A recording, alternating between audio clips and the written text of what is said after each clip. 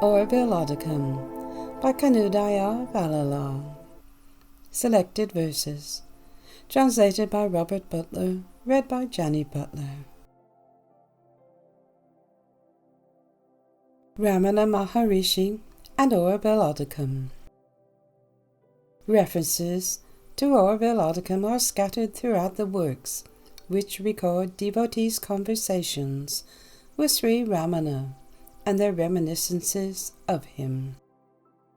Srimati T.R. Kanakamo, in her recollections, Nineveh Nirain Davai, tells an interesting story which illustrates the regard in which Or Vilodicum, as a work of Advaita, was held by both Bhagavan and Sri Muruganar.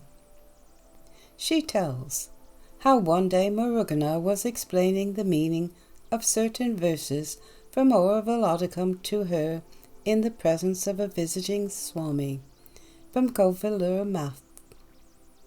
First, he would explain the verse from the point of view of its Siddhanta-based commentary, and then according to the teaching of Bhagavan.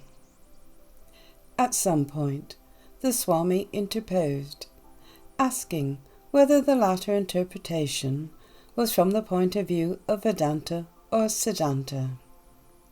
The question seemed to take Muruganar by surprise, and he replied, "I do not know Siddhantam, nor do I know Vedantam. All I know is Ramanantam." It is clear also that Bhagavan actively encouraged Muruganar to write his own commentary on Or Vilodicum from the Advaita Vedanta standpoint. This work was never started. However, the fact that this request was made and tentatively accepted by Muruganar is clear from two prefatory verses to the unwritten Urai, which are recorded in the 8th volume of Sri Ramana Jnana Bodham, the portmanteau collection of Muruganar's unpublished verses. We quote these two verses below. Sri Ramana Jnana Bodham, Volume 8, verses 1832 to 1833, for the reader's interest, and as a blessing upon this current endeavor. Or Vilodicum reveals the ultimate reality which remains ever attained. In order that this work may achieve the richness of being adorned by a Vedantic commentary, I will, with grace abounding, ascertain the true intention of its author, Kanudaya Valala, and I will bring out a commentary, penetrating his work with the light of pure consciousness, the state of remaining awake in the heart. My Lord, who ruled me in such a way that I should no longer, through delusion, fall into error, commanded me to write a Vedantic commentary on the illustrious work, Or Vilodicum. He himself will let me know its correct meaning, remaining in my heart, so that his command is executed. At times, in reading Or Vilodicum, one has the sense that the 6 centuries separating Sri Ramana and Kanudaya Valala have telescoped down, revealing the two of them as one in their timeless, transcendent state. It seems that Valala is talking about Sri Ramana himself in his final years, when in verse 228, describing the Jnana Guru, he says, "Dwelling detached from a body weakened through its effortless rejection of worldly desires, the last residue of spent karma lingering about him like the scent of faded flowers. His gaze wherever dwells the joyous bliss of freedom from the senses, his divine countenance. These images shall never leave my heart.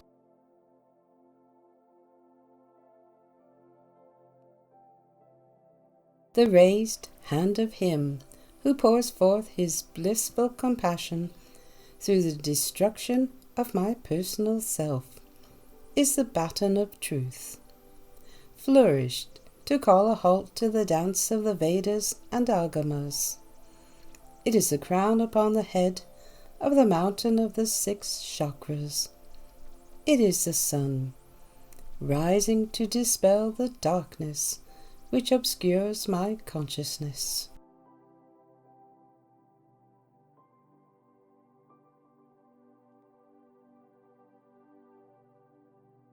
What course of study might the mature disciple adopt to achieve the loss of his personal self, if the sad Guru does not cast his glance of grace upon him? He is like an elephant in musk, who becomes quite still, without the slightest tremor, when in his dream the enduring great lion, that is the sad Guru, appears before him on his path.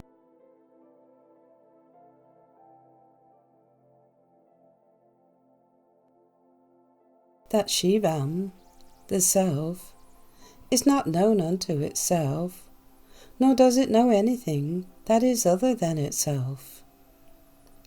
If it possessed thought, then there would be for it the absence of thought, forgetfulness. Therefore, it does not possess thought. There is for it no birth or death. The 5 divine operations unfold in its mere presence. The blissful voice of the Vedas and Agamas gives only the merest hint of its nature. Tanai Ariadu, that Shivam does not know itself. That whose very nature is pure knowingness, consciousness, cannot, by definition, know itself. It can only be itself. As Sri Ramana points out in verse 33 of Aladunapadu, the very question as to whether the supreme reality, the substratum of the individual consciousness, can know itself is an occasion for ridicule. To say, I do not know myself, or I have known myself, is an occasion for ridicule. Why so? Can there be 2 selves, with one making the other its object, when it is the experience of everyone that they are one?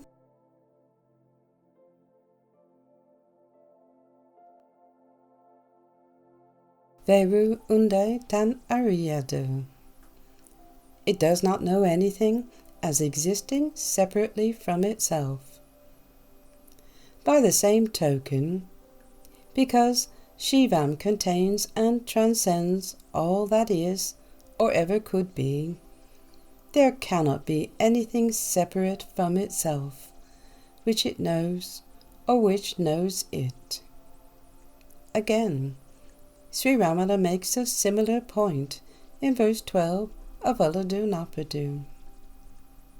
Since it shines without anything other which it knows, or which makes it known, the self is true knowledge.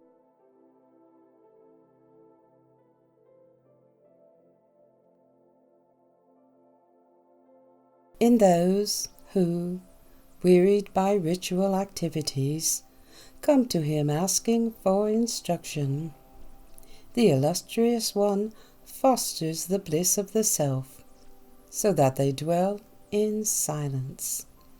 He is a true Guru.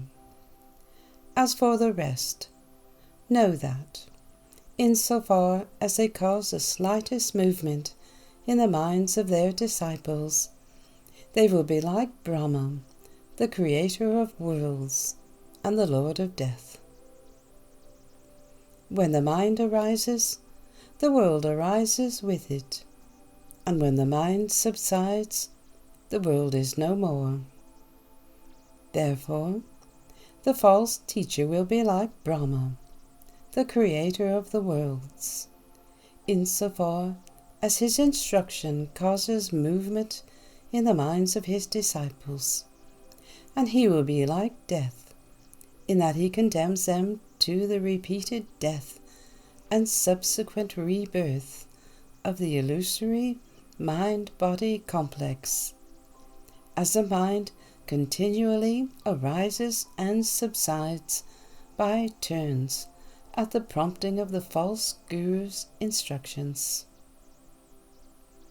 Sri Ramana refers to this verse in Day by Day with Bhagavan, 27.3.46, afternoon, in which the following was said, and afterwards the Tamil verse quoted in full. There are so many Vidyas mentioned in the Upanishads. One of them is Madhu Vidya. Elaborate details and rules are given for each of these Vidyas. But what is the use of all these Vidyas?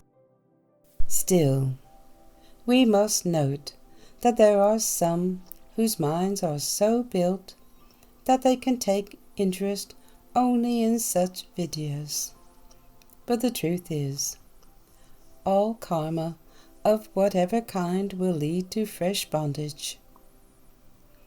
That is why it is said in Aradhana that the Guru who prescribes fresh karma or action of any sort, that is rituals or sacrifices, to one who after trying various karmas comes to him for peace, is both Brahma and Yama to the disciple.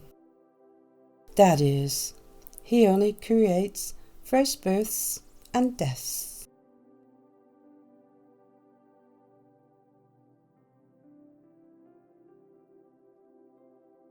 If, for those who know their true self, there are no instruments of knowledge, no embodied self, and no fruits of these to be experienced, can we say, no Shivam?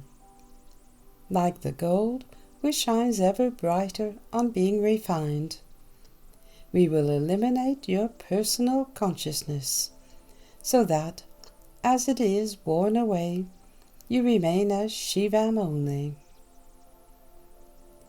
By remaining still, that is, by refusing to be drawn into the world of the mind and senses, that ego self will gradually be weakened and the light of Shivam will grow. This is the very process signified by the very title of the work, or Velodicum, one of whose meanings we have previously given as subsiding into the self, or Shivam, through the elimination of obstacles, that is, the personal consciousness, the ego. This theme of purification, of elimination of the false, is taken up by Bhagavan in Upadesha Undiyar, verse 25. To know oneself, of all attributes free, is knowing God. Fly, Undi, fly. Since God as oneself shines luminously, fly, Undi, fly.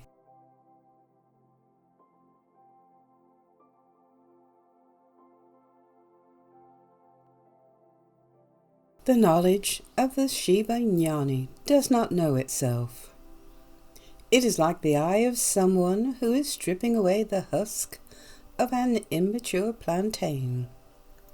Although he may continue to speak of I and you, there remains nothing that is different from himself. The word I is just a word to him, just as to the tongue the word tongue is just a word. This Ariya Arivu, knowledge which does not know, this absolute, true knowledge, does not know itself objectively, nor does it know anything else external to it, just as the eye, whose nature is to see, cannot see itself. This Ariya Arivu is described by Sri Ramana in verse 12 of Ulladu. That in which knowledge and ignorance are entirely non-existent is true knowledge. That which knows itself or the world is not true knowledge. Since it shines without anything other which it knows, or which makes it known, the self is true knowledge. It is not a void. Know thus.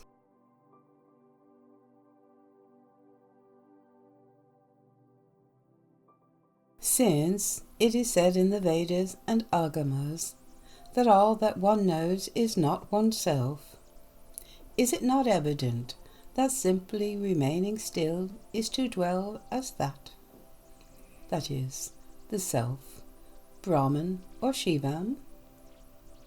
Although its mouth may open and close, does a severed head know anything?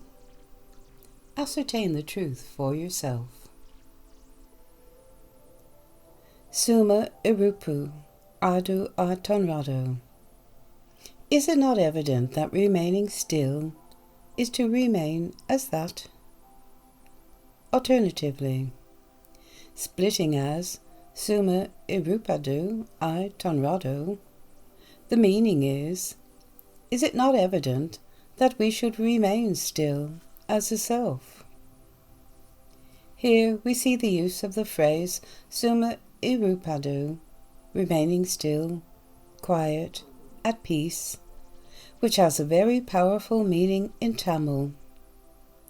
It refers to the state of remaining as one with the self, the most powerful and dynamic state of all, as Bhagavan himself tells us in Ashrama, verse 37. O Arunachala, if I sleep in silence as a lazy one, enjoying bliss, what recourse for me might there be other than this? Speak. Compare also. The eyes of the jnani are likened to the eyes of a dead goat. They are always open, never closed. They glitter, but they see nothing, though it seems to others that they see everything. Ramana Maharshi quoted by Sri Nagama in letters from Sri Ramana Ashramam, 26th of October, 1947.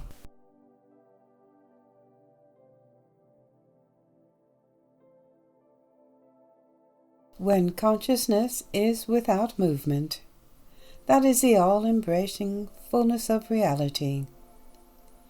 Inasmuch as there is movement in consciousness, that reality appears false. This is like the opening and closing of the eye. As an illustration of this, observe the manner in which there is wind when the air moves, and when it is still, there is not. Mind is nothing other than the arising of movement in consciousness.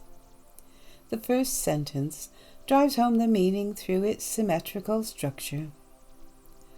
Upon the stilling of consciousness, the fullness of reality supervenes. Inasmuch as there is movement, that reality becomes false. The importance of stilling such movement within consciousness is underlined in Sri Ramana's translation of Devikalattaram, verse 10. When the mind moves even a little, that is samsara. When the mind abides firmly and motionlessly in the state of the self, that is mukti.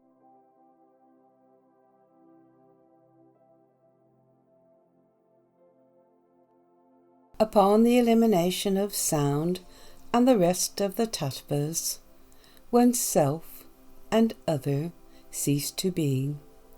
The question of the merits of Siddhanta and Vedanta will be meaningless. My son, the state of liberation is indescribable. It is beyond bliss itself. To define it in dualistic terms is merely the play of the mind. Sri Ramana explores the same idea in verse 34 of Aradhana. Without knowing within the heart, wherein the mind merges, the reality that exists externally as the nature of everyone, and remaining established there, to engage in disputes, arguing. It exists. It does not exist. It has form. It is formless. It is one. It is two. It is neither. Is ignorance born of illusion? Maya.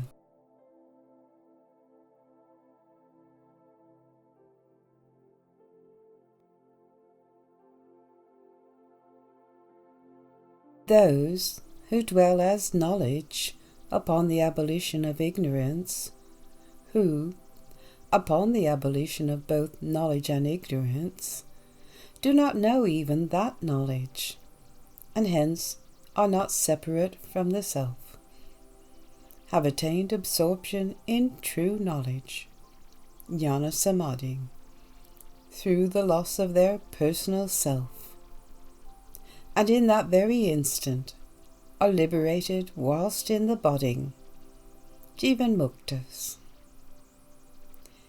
The first two lines are reminiscent of the first two lines of verse 12 of Aradhana by Sri Ramana. That in which knowledge and ignorance do not exist is true knowledge. That which knows the world is not true knowledge.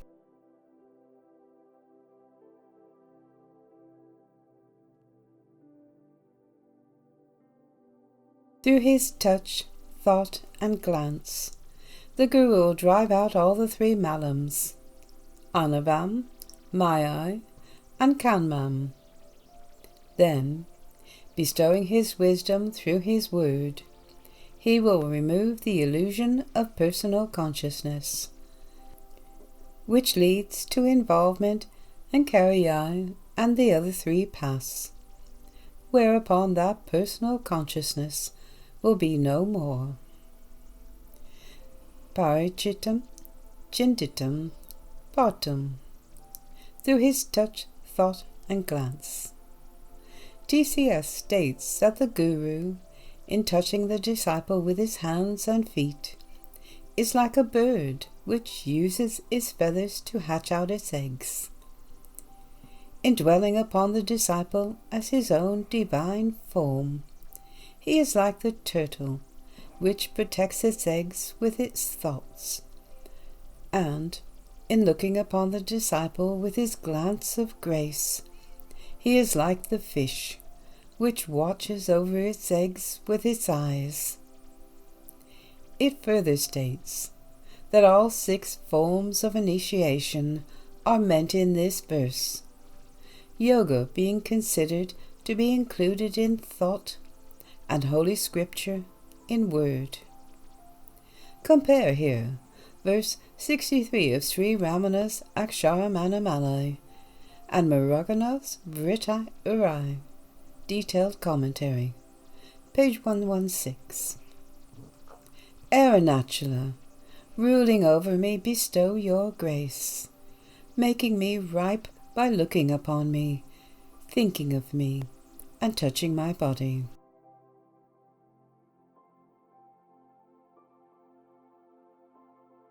In those of the highest degree of maturity, the indwelling anavam and the outer kanmam and maya have become separated from their true self, just as the fruit of the tamarind becomes separate from its shell when ripe, and the seeds of future kanmam have been thus annihilated, just as an eyeless needle cannot be threaded. For such as these, this freedom from desire is the bliss of the self. Achai kedu anodam am. The annihilation of desire is the bliss of the self. Sri Ramana, in Conscious Immortality, page 179, says, "It is not the soul which yearns for realization, as the latter is always there. Do you deny yourself? No, then the self exists. It is only ego which seeks it. Even the highest of desires, that for realization, is only an indication that realization has not yet been attained. What is meant by bliss here is not the sense of ecstasy experienced in the higher stages of spiritual practice, but the deep calm of coming to dwell in the self upon the eradication of that which masks it, which in Siddhanta parlance is the three malams." Sri Ramana goes on to say on page 189 of the same work, "The final obstacle to meditation is ecstasy. You feel great bliss and happiness and stay in that ecstasy. Do not yield to it, but pass on to the sixth stage, which is great calm. The calm is higher than ecstasy, and it merges into samadhi."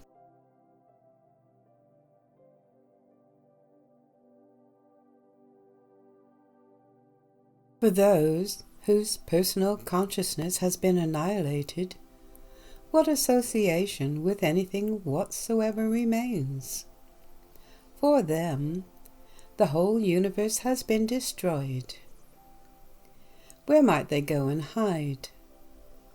Like the tale of a man who once went in search of a tiger, was mauled by it and devoured, the self will hold them in its unblinking gaze and bring them to complete stillness. Uli kangarum enil. Since this is for them the destruction of the universe. Upon the loss of ego, the personal self, the universe is seen by the jnani to be unreal, existing only as an appearance within the self. Thus, it is effectively destroyed. Compare day by day with Bhagavan, 22:11:45, afternoon. All the crores of worlds being built upon the weak or no foundation of ego, they all topple down when the atomic bomb of jnana comes down upon them. However, since he is no longer part of that illusion and dwells beyond time and space, being and non-being, as the self, there will be no personal self to fear that it too will be annihilated, and to attempt to preserve itself by seeking a hiding place.